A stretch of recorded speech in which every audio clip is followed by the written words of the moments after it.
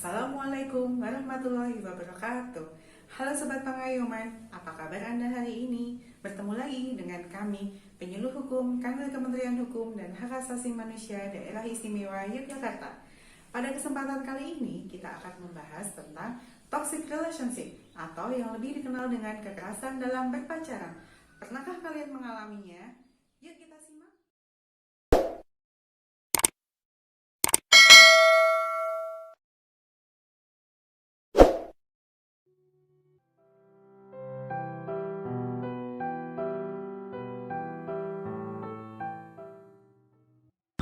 Catatan tahunan Komnas Perempuan Indonesia menunjukkan bahwa dalam 5 tahun terakhir, jumlah kekerasan dalam pacaran berkisar dari 1000-an hingga 2000-an kasus. Bahkan, kekerasan jenis ini merupakan kasus dengan jumlah terbesar kedua dibanding kasus kekerasan terhadap perempuan lainnya. Apakah ketika kamu berpacaran pernah nggak merasakan kalian diremehkan oleh pacar, dianggap bodoh, bahkan dimanfaatkan dari sisi keuangannya, misalnya pacar minta ini, minta itu, dan lain sebagainya. Kemudian, pernah nggak kalian itu dipaksakan untuk berpelukan, berciuman, bahkan yang terjadi saat ini banyak sekali ketika orang berpacaran itu melakukan hal-hal yang tidak diinginkan. Seperti apa? Seperti melakukan hubungan seksual, tetapi ini pemaksaan, artinya dari salah satu sebenarnya tidak menginginkan, tapi yang satu memaksa untuk melakukan hubungan seksual. Nah, kalau kalian pernah merasakan seperti ini semuanya, berarti kalian telah merasakan apa itu yang dinamakan kekerasan dalam berpacaran. Kekerasan dalam pacaran atau yang disingkat dengan KDP adalah kekerasan yang dilakukan di luar hubungan pernikahan yang sah. Kekerasan ini dilakukan oleh pacar ataupun mantan pacar. Bagaimana sih kita mengenali KDP itu atau kekerasan dalam pacaran? Biasanya KDP ini memiliki fase sendiri, yaitu apa? Yaitu ingkar janji terhadap pasangannya untuk menikahi, kemudian melakukan aborsi, sehingga kehamilannya itu tidak dikatakan ini menjadi bentuk pertanggungjawaban yang disia-siakan oleh si pasangan satunya. Kemudian biasanya si pasangan ini selalu menuntut apa yang diinginkan, yaitu terjadilah permasalahan-permasalahan yang tidak ada solusinya. Karena apa? Karena yang satu menuntut untuk menyelesaikan masalah, yang satu tidak ingin. Nah, kalau dari sini sudah terjadi permasalahan, maka apa yang terjadi? Pasangan yang satu biasanya akan mengendalikan pasangannya. Itu apa? Itu namanya bentuk rasa kasih sayang. Kemudian menyatakan bahwa itu adalah tanda cinta dan sebagainya. Kalau seperti ini akan terjadi, maka ini adalah bentuk kekerasan dalam berpacaran, yang artinya membatasi ruang gerak dari salah satu pasangannya. KDP sendiri terbagi dalam 4 bentuk. Bentuk yang pertama adalah kekerasan fisik seperti memukul, menendang, menjambak. Kemudian bentuk yang kedua adalah kekerasan psikis seperti cemburu yang berlebihan, berselingkuh, memaki ataupun menghina sehingga membuat salah satu pasangan merasa insecure.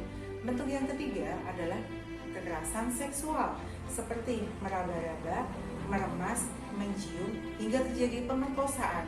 Kemudian bentuk yang keempat adalah kekerasan ekonomi, yaitu memaksa salah satu pasangan untuk bisa memberikan uang ataupun hartanya untuk dibelikan barang. Mengapa wanita selalu terjadi korban kekerasan dalam pacaran? Karena ada yang namanya tidak adil gender yang mengarah pada budaya patriarki di Indonesia. Budaya patriarki itu apa? Yaitu budaya selalu mementingkan si pria dan menomorduakan si wanita. Jadi wanita ini tidak lemah. Sehingga apa yang terjadi ketika budaya patriarki muncul dalam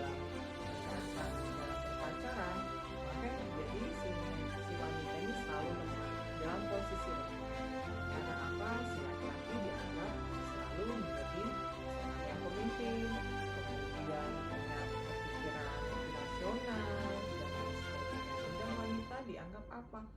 Dia dianggap harus lembut dan emosionalnya, tidak perlu memimpin dan lain sebagainya. Dengan adanya budaya patriarki ini, maka wanita sangat rentan dalam kekerasan dalam berpacaran. Dampak kekerasan dalam pacaran meliputi 4 hal. Yang pertama adalah dampak fisik. Korban mengalami luka seperti luka memar, lecet, patah tulang, kemudian gegar otak, hingga meninggal dunia. Dampak yang kedua adalah dampak psikis. Korban mengalami traumatis. Di sini korban menutup diri dari lingkungan. Dirinya merasa insecure, merasa malu atau takut untuk berkomunikasi dengan orang lain. Dampak yang ketiga adalah kekerasan secara seksual. Korban yang pernah melakukan hubungan badan dengan pacar bisa mendapatkan penyakit kelamin. Bahkan ketika dia hamil, sang pacar bisa menuntut supaya janin yang di dalam perutnya ini untuk dilakukan aborsi atau mungkin dilakukan pernikahan secara dini, yaitu menikah di bawah usia yang ditetapkan oleh peraturan pemerintah. Kemudian yang terakhir adalah kekerasan secara ekonomi. Salah satu pasangan di sini merasa dirinya dirugikan secara imaterial karena selama berpacaran, salah satu pasangan ini selalu mendapatkan tekanan untuk membiayai hidup, misalnya dengan membelikan suatu barang atau membelikan makanan yang di luar kemampuan salah satu pasangan. Apa sih bisa dilakukan atau diberikan sanksi kepada para pelaku kekerasan di dalam pacaran? Yang pertama, jika itu adalah kekerasan fisik, maka dikenakan pasal penganiayaan yang sudah diatur di dalam pasal 351 sampai 358 KUHP. Nah, untuk anak-anak yang korbannya di bawah umur, maka pelaku bisa dikenakan dengan Undang-Undang Perlindungan Anak yang terdapat di dalam pasal 80, yang artinya di sana disebutkan bahwa ancaman maksimalnya adalah 10 tahun penjara.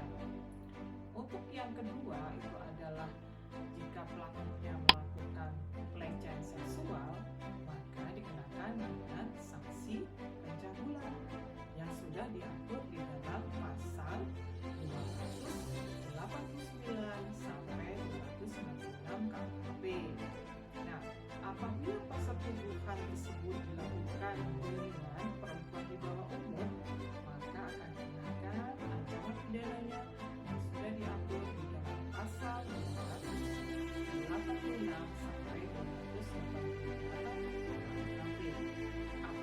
Apabila itu terjadi dengan pelecehan seksual, maka juga bisa dituntut dengan Undang-Undang Perlindungan Anak Undang-Undang 3 tahun 2002 yang terdapat di dalam pasal 81 sampai 82 dengan ancaman penjara dari 15 tahun.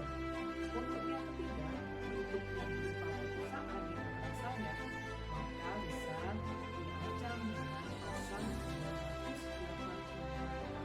285 yang dimana disebutkan bahwa akan diberikan penjara selama 12 tahun. Lalu, tips-tips apa saja yang dapat dilakukan untuk mencegah kekerasan dalam pacaran? Tips yang pertama adalah jalinlah komunikasi yang baik dengan sang pacar.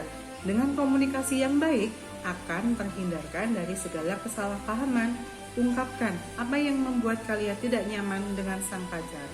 Tips yang kedua, apabila sang pacar mengancam untuk bunuh diri atau mengunggah foto-foto yang tidak senonoh kalian di media sosial atau di internet, janganlah khawatir. Segera laporkan hal tersebut ke pihak yang berwajib atau di cybercrime. Tips yang ketiga, apabila mengalami pelecehan seksual, segera kumpulkan bukti-buktinya. Misalnya, harus segera ke puskesmas untuk visum. Kemudian, apabila mengalami kekerasan fisik, jangan lupa bukti-bukti dan peralatan-peralatan mendukung yang berkaitan dengan kekerasan fisik yang sudah dilakukan pasangan kepada kalian harus juga diamankan. Tips yang keempat adalah apabila hal tersebut tidak bisa diatasi oleh kalian secara pribadi, secara mandiri, segeralah minta bantuan pihak ketiga, misalnya keluarga, teman terdekat, atau datanglah ke lembaga-lembaga bantuan hukum yang dapat menangani kasus kalian.